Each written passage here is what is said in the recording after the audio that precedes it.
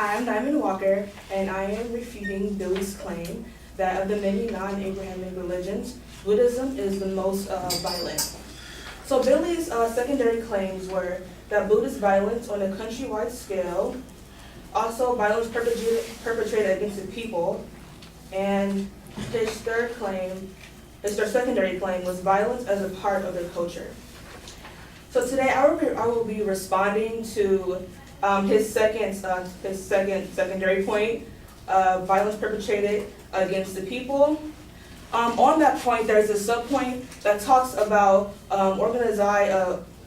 organized groups attacking others, so like terrorist groups or extremists. For this point, as I was researching and looking through his video and his speech, one of the quotes he used were that the United States Bureau of Citizenship and Immigration Services recognized the State Law and Order Restoration Council as a terrorist group. And another example is the 969 group. Billy failed to provide evidence and a compare-contrast for the 969 group. He did get the definition of the 969 group, which is a Buddhist group that follows the Buddha's writings and texts as closely as possible. But he failed to actually realize what they did or what have they done to make them a terrorist group. So as I did my research, if Billy were to provide evidence, it would be this: that the Buddhist extremists, the 969 group, are a terrorist mob led by extremist monks and former military government. In Burma, they tried to commit genocide for Muslims, which burning down houses, schools, shops, and homes. And this is from a Blogspot article. But if you look closely at it, their Buddhist extremists is not exactly saying that they are a part of the 969 group, but instead Muslims who are like a small group of Buddhists who follow this. So in order to say that Buddhism as a whole is a violent religion because of this, or is a cause of this, is a hasty generalization. It's like me saying we're all a good group, we're all a good group of students. We do nothing wrong. I have to pick on you, Joe. Let's say Joe goes and steals somebody's watch, snatches it, right? Now, does that make us thieves as well, or just him? That's what I'm getting at here. And the other contrast and compared to this is that he does not give us a compare and contrast of other terrorist or extremist groups that are in other non-Abrahamic religions. So I found some. So of the non-Abrahamic religions, of the non-Abrahamic religions, there's Hinduism. And in the past decade, extremist Hindus have increased their attacks on Christians. And until now, there have been several hundred of these attacks. This is reported by Hudson.org and also by Hudson.org. Attacks on Christians in India were reported on an almost daily basis. 7 pastors were killed, nuns were raped, hundreds of Christians were arrested, and under India's anti-conservation laws.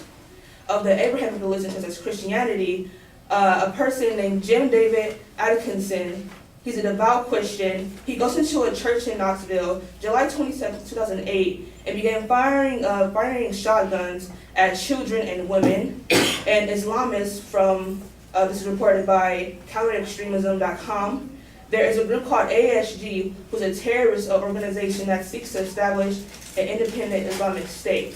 So out of all of these religions do have their own small separate terrorist groups or extremisms. So do we define that religion as a whole by this small group of people? So that's my argument, and I refuted that Billy's claim that of the non-Abrahamic religions, Buddhism is the most violent, that this is not true because it is a hasty generalization. Thank you.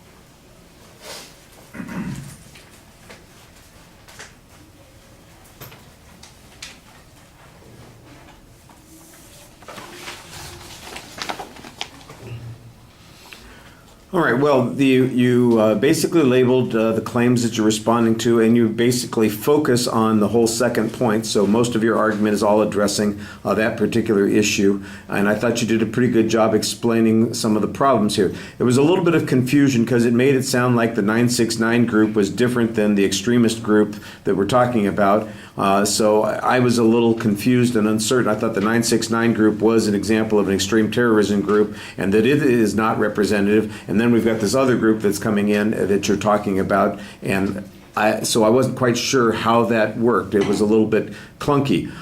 When you suggested, for instance, with the quote that these groups, were engaged in a variety of terrorism, including things that might be described as genocide, I could see, okay, this is definitely a distinct group that's going on here. Then the question becomes, is that representative of what's happening in that part of the world or in the world in general?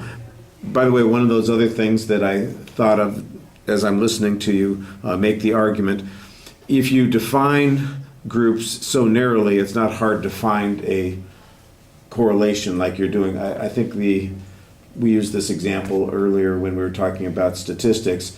So you found the group, in the film business, they'd say it's the largest opening of a non-sequel movie released by Warner Brothers in the second week of April in the year 2000 plus, that didn't feature a female character. If you narrow your definition enough, you're going to have a claim, but there may not be much of an argument. And I think that that's kind of what you're suggesting here is that there aren't really a lot of these other religions that have this type of thing, but there are a few, and you point out, for instance, there's a Hindu extremism that goes on, and there are attacks on Christians as a result. You mentioned a Christian extremist and a Muslim extremist group, and you suggest, we don't judge Christians and Muslims by the basis of what those people are doing, and I think you're trying to draw a parallel generalization there, which I think makes perfect sense, and the whole idea of it being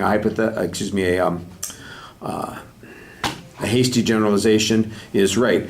Poor Joe sitting up here, he's in the front row, and he's got a name like Joe. It makes him easy to use as an example repeatedly. We appreciate your volunteering to do that, by the way. And you're right. In essence, this is the way you're describing it is this is a hasty generalization if this group is in fact as narrow as it appears to be. That's the one thing that I think needs to be developed a little bit more, that this group is in fact relatively outside of the mainstream of Buddhism, and that they represent only the fanatics that happen to be in that particular group. That would be helpful.